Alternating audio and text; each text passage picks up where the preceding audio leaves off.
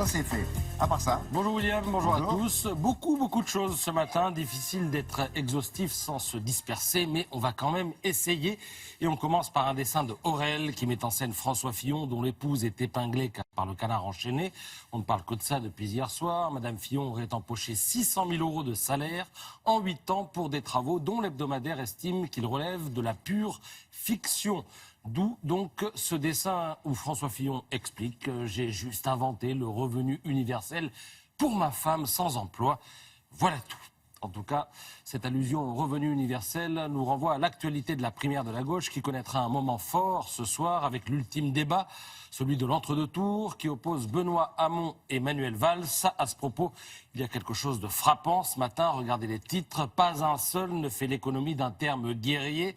Pour la Dépêche du Midi, ils sont à couteau tiré. Pour le Figaro, ils sont sur le ring. Et sur un ring, comme vous le savez, on boxe. Pour Libération, Valls cogne comme un sourd et il n'y a pas de raison qu'il en soit autrement ce soir, notamment sur la laïcité et sur le revenu universel. Et pour La Voix du Nord, ils sont dos à dos et ça rappelle furieusement le cérémonial des duels d'antan où l'on finissait par quoi ? Par se tirer dessus. Alors dans ce contexte, la réconciliation est une chimère, écrit Yann Marek dans le Midi Libre.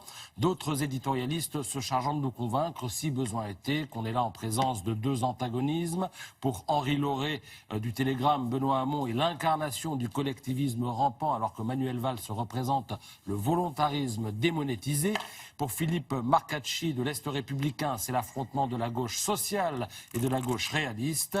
Le réalisme, supposé au réel de Manuel Valls, inspire par ailleurs Maurice Ulrich dans l'Humanité. Son réalisme se prend la réalité en face, mais il se refuse toujours à la voir. Son refus de répondre à la question de savoir s'il respecterait le choix des électeurs de dimanche, autrement dit, s'il soutiendra Hamon, si Hamon gagne, eh bien, est déjà en soi une réponse, écrit l'éditorialiste. Quant à l'hypothèse de la victoire de Hamon, puisqu'on en parle, elle fait ruer Gaëtan de Capelle dans le Figaro.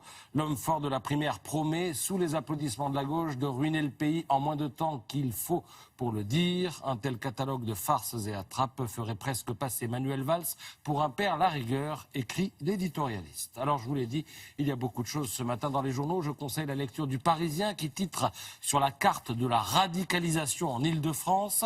Quelques 4000 personnes sont fichées dans la région parisienne. Elles sont 16 000 en France. Ce qui est intéressant, ou peut-être affolant, c'est qu'on apprend que du coup, il existe des métiers à risque. 8 métiers, des métiers où les radicalisés sont soit employés sur des sites sensibles, soit en contact avec un large public.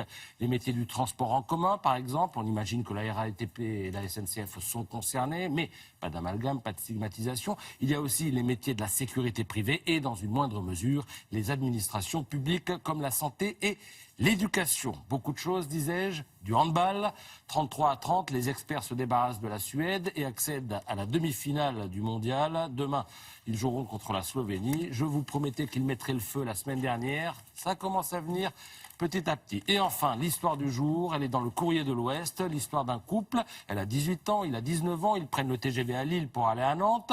Ils sont avec bébé dans le TGV et puis le TGV s'arrête en gare du Mans. Que fait le jeune couple? Il descend sur le quai, pour fumer une cigarette. Et puis le TGV repart sans eux, mais avec bébé à l'intérieur. Des passagers ont vu ce qui se passait, ils ont tiré le signal d'alarme. Bébé a été pris en charge par des contrôleurs et la police. Et le couple a retrouvé son bébé en gare d'Angers après avoir pris le TGV suivant. Quand on vous dit que la cigarette c'est dangereux, en voilà la preuve. Ils ont été fumés, non. Peut-être pas.